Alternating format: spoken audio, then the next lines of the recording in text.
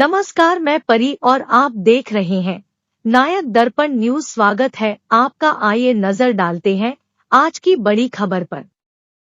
देखिए, मैं लंबे समय से बालाहाट विधानसभा क्षेत्र में और इस जिले में मजदूर वर्ग की, व्यापारी वर्ग की और किसान वर्ग की लड़ाई लड़ता रहा।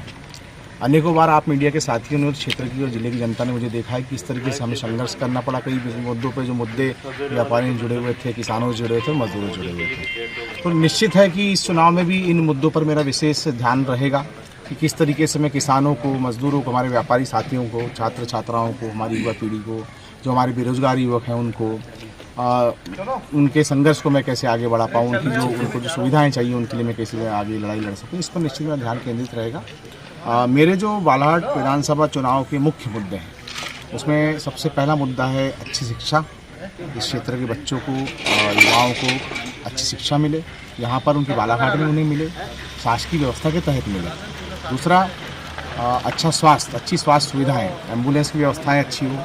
हमारे जो पीएससी सेंटर हैं, लालबरा में हॉस्पिटल है, बालाहाट में अस्पताल है, जो ट्रॉमा सेंटर, इसको प्रसूति गृह जैसे उपयोग किया जा रहा है, वो ट्रॉमा के रूप में उपयोग किया जा सके, ऐसी बेहतर स्वास्थ्य सुविधाएं इस क्षेत्र की जनता को मिल सके, इस पर मेरा फोकस रहेगा।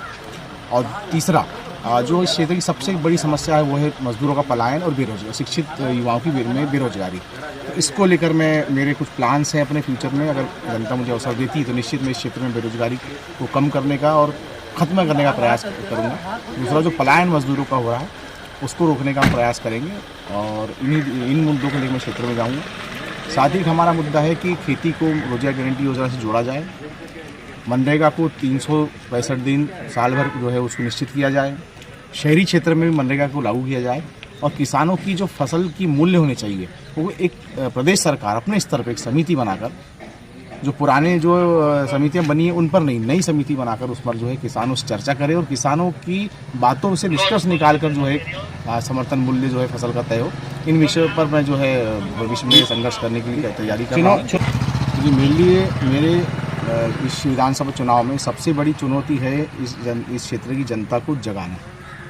मैं उसको चुनौती मानता हूँ क्योंकि इस क्षेत्र की जनता बदलाव चाह रही है और जनता जिस दिन जाग जाएगी उस दिन निश्चित बदलाव कर देगी, ऐसा मेरा मानना है। रही बात राष्ट्रीय पार्टियों की, तो दोनों ही पार्टियों से जो प्रत्याशी आ रहे हैं, कांग्रेस और भाजपा से, वो चुनाव लड़ने वाले ठेकेदार हैं। उन्होंने जो है जैसे कोई चीज़ पेटेंट करा ली जाती है या ज़मीन की रजिस्ट्री करा ली जाती है, इसी चुनाव लड़ने की रजिस्ट्री करा के रखती है। चाहे वो माननीय श्रीमती अन्ना मुजारी जी कांग्रेस प्रत्याशी हों, चाहे माननीय गौरीशंकर बिसेन जी या उनकी पुत्री जो भी आए जो भाजपा प्रत्याशी हों, इन्होंने ठेकेदारी समझ लिया है चुनाव लड़ना। लगभग 13-14 चुनाव दोनों ही मेरे हिसाब से लड़ चुके हैं। हर चुनाव में लड़ते हैं। नगर पालिका में ये प्रत्याशी दिखाई देते हैं, जिला पंचायतों में इनके परिवार से प्रत्याशी दिखाई देते हैं, विधानसभा में दिखाई देते हैं, लोकसभा में दिखाई देते हैं। चुनाव लड़ने के इन्होंने ठेका उठा रखा है। इस ठेकेदारी प्रथा को खत्म करना है, क्षेत्र में बदलाव के लिए मैं चुनाव लड़ना है।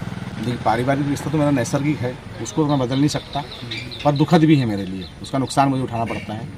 मुझे ऐसे भ्रष्ट और निकम्मे राजनेता के परिवार में से मेरा संबंध है, मुझे इसको लेकर बड़ा दुख भी होता है। क्षेत्र की जनता के बीच में अपने मुद्दों को लेकर जा रहा हूँ। हमारे क्षेत्र का किसान मेरी मांग, जो मैं मांगों को लेकर लड़ाई संघर्ष कर रहा हूँ, उसको लेकर मेरे साथ है। मजदूर वर्ग मेरे साथ है, व्यापारी मेरे साथ है, युवा मेरे साथ है, महिलाएं, बच्चे मेरे साथ, महिलाएं मेरे साथ में, तो हर वर्ग मेरे साथ में। तो निश्चित मैं जो है अपनी बात उनके बीच में रखूँगा और वो मेरे साथ दें। देखिए, अब मुझे बोलना तो नहीं चाहिए, पर मैं आपको एक बात बताता हूँ। ऐसे छोटा मुँह बड़ी बात होगी और जनता जो कह रही है, जैसे मैं लोगों के बीच में जा रहा हूँ, तो लोगों का कहना है कि उनमें भय है और निश्चित वो भय कांग्रेस प्रत्याशी को लेकर नहीं है, वो निश्चित वो भय विशाल बिसेन के प्रत्याशी होने को लेकर है।